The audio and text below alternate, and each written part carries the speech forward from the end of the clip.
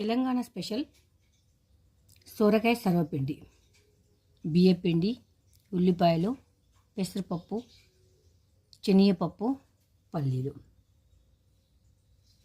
ఇవన్నీ వేసుకొని మనం ఇలా దూరగా కాల్చేసుకొని సోరకాయ మనం తురుముకొని వేసుకొని బియ్యం పిండితో కలుపుకొని ఇలా అప్పాలాగా చేసుకొని వన్ సైడ్ కాల్చుకోవచ్చు, టూ సైడ్స్ కూడా కాల్చుకోవచ్చు. సర్వపిండి అంటే తెలంగాణ వాళ్ళకు ఫుడ్ కాదండి, ఎమోషన్.